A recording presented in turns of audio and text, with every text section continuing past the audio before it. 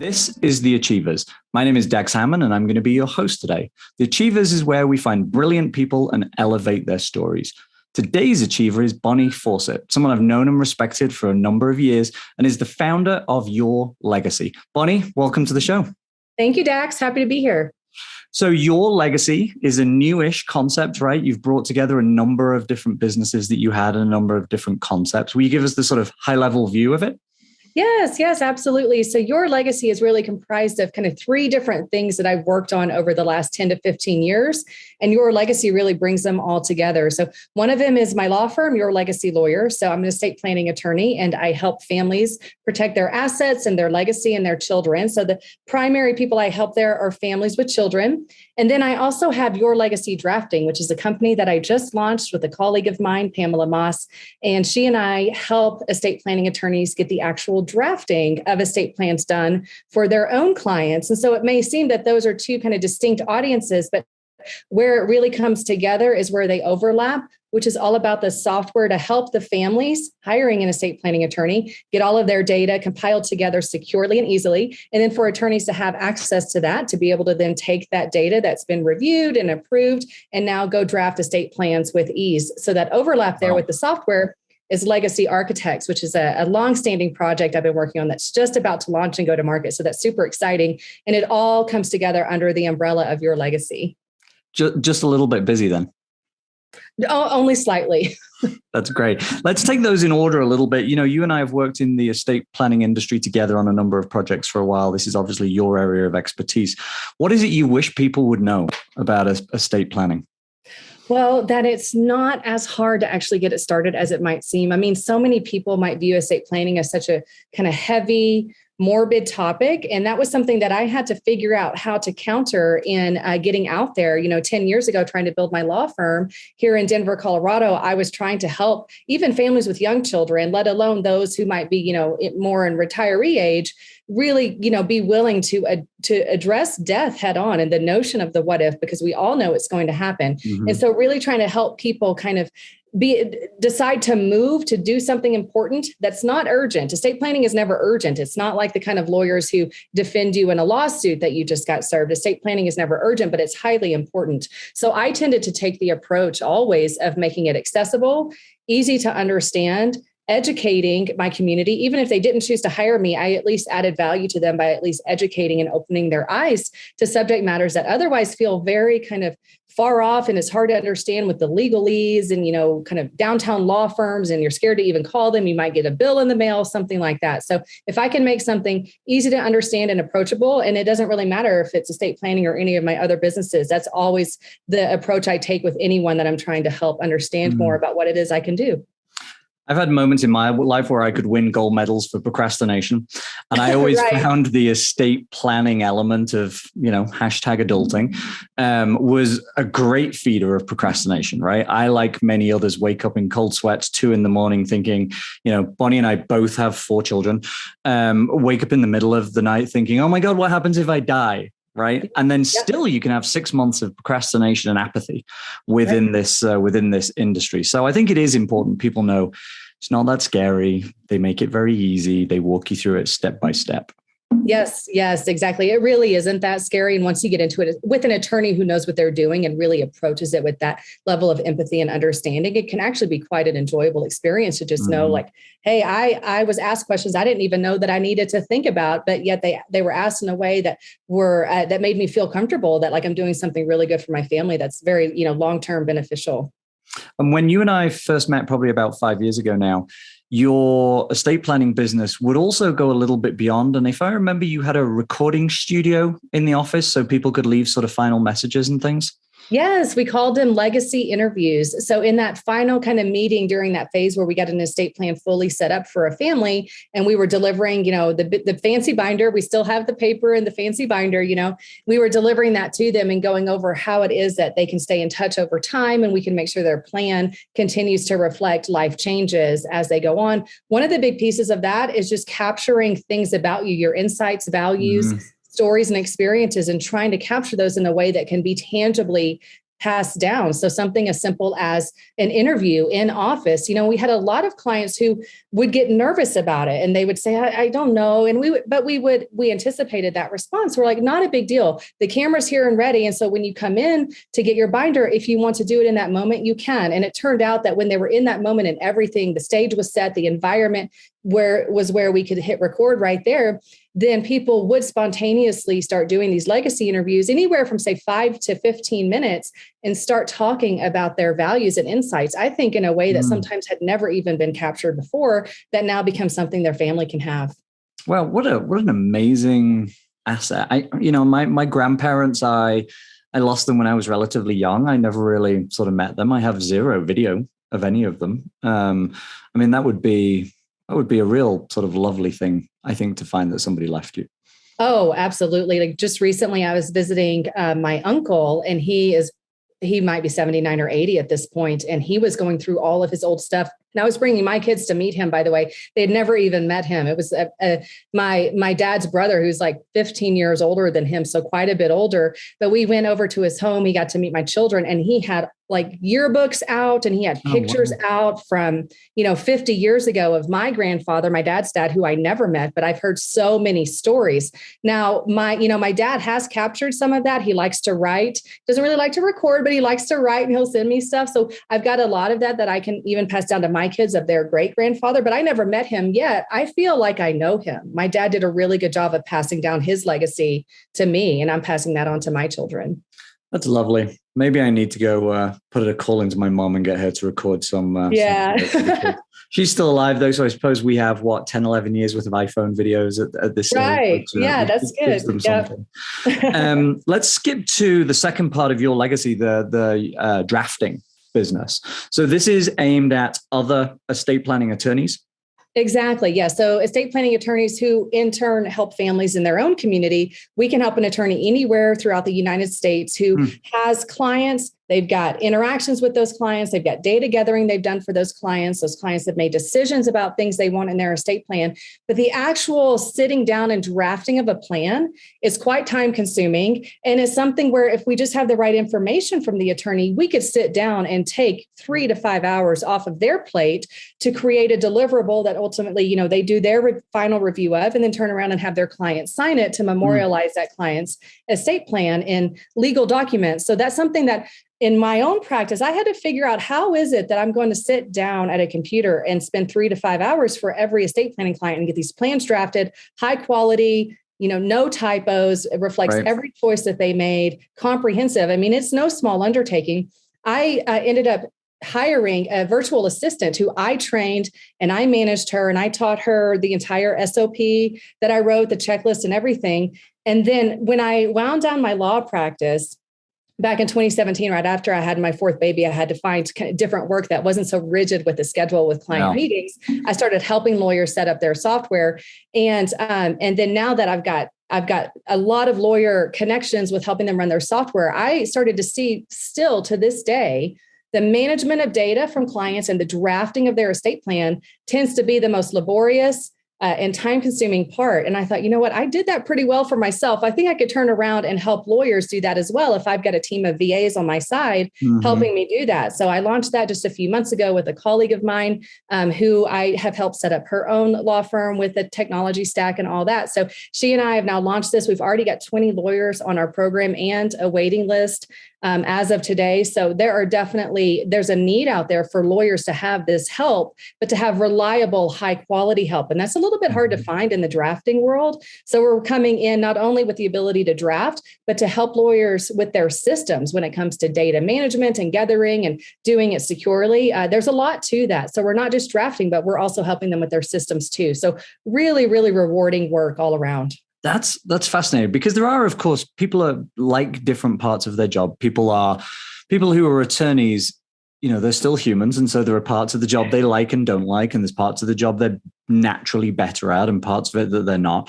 And so for a lot of the estate planning attorneys, I guess we work with Fireside, you see that spectrum. And I can absolutely point fingers probably to several who love doing the in-person events, love doing sort of wines and wills evenings, right?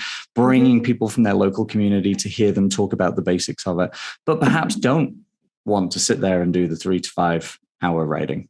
Yeah, exactly. No, there are lots of attorneys who are, like you said, they really enjoy the prospect and client interaction. They don't enjoy the behind the computer work. I mean, they know how to do it. They're trained lawyers in that way, but that doesn't mean they can't have a team around them helping to fill some of those gaps so that they can spend their time on the things that are the highest and best and most enjoyable use of their time in their practice. Interesting. And so then on to the third component of your legacy is the idea of this software that you've been producing. Tell us a little bit about that and how it fits in. Yes. So this is probably my most exciting project. It's my longest standing project, I think, out of all of them. I've been working on it for probably over 8 years now. And we had starts and stops over those 8 years. I had to wind down my law practice. I actually sold my half of the law practice to the remaining partner after I had my fourth baby and wanted to transition. I had to put a pause on it to get through a divorce a couple of years ago and then recommence. And we're just about ready to launch it to the public, which is incredibly exciting after this long journey. But what this software is all about is what I noticed in my own practice as the highest friction point. The point that was most laborious, most manual, and the messiest was how you get information from a client related to their family and their assets. And then throughout more meetings, how you get information from your clients about decisions that they make. Who do they want to name as trustee? Who do they want to name as guardian? There are probably over 600 different pieces of information or data you need per estate plan, and trying to manage that all in a way that's timely and easy and comfortable for both you and your prospect or client is incredibly difficult. And so I started to visualize how could I make all of this work in just a simple single login web-based platform. I don't want to deal with multiple Word documents or multiple Excel files or have those attached to emails. And then my clients are calling me out on the fact that email is not secure and there's sensitive data in those attachments, or, share via Dropbox, which sounds secure, but as soon as you share a Dropbox link via email, now it's not secure anymore. So you have all these issues with file versions. Formatting gets out of control. I know it sounds silly, but formatting of Word documents that start shuffling back and forth. And I thought, it seems almost unbelievable that the legal industry doesn't yet have a solution in this regard, but yet we don't. And I'm around estate planning attorneys all the time, and they struggle with these questions every single day. So even the big players on the market are more about just kind of case management, hourly billing. It's not about data management in this really kind of fine-tuned way for estate planning attorneys only, with both the client's experience and the lawyer's experience in mind. So it becomes a place where both the lawyers and their clients log in to be able to manage, gather, review, refine, and approve and finalize this data, which in turn makes my job on the drafting side that much better because I have data coming to me in a standardized form. It's complete, it's organized, and all of that contributes to higher quality estate plan drafts that we can deliver. So it really starts to all kind of feed off each other in, I think, a really positive way. Is the primary business plan pitch then to attorneys, is it time saving? It's time saving, yes. And so but also with a competitive edge. If a lawyer implements legacy architects in their own firm, it becomes a way that they are a standout and they are different from the typical lawyer down the street. We take your data very seriously and we take your experience very seriously. So not only does it save the lawyer time, but it gives them, I think, a competitive edge that they could, publicize and actually stand on and say, this is how we're different and why we're better and why you'd want to work with us. That's interesting. I think about some relatives, some friends. I think they would be made more comfortable if they heard they were just doing something in some streamlined way and didn't have to start messing around with Word documents and PDFs and things. Yeah, that's when things get really, really messy. Fillable PDFs and Word versions. Yeah, compatibility and all sorts of issues. And back to your point about sort of privacy and security, once we started to get into the generations of 30 and below, they don't care so much. They'll share anything, but certainly those that are older, right? The idea of writing down your social security number anywhere is a shocker. Exactly.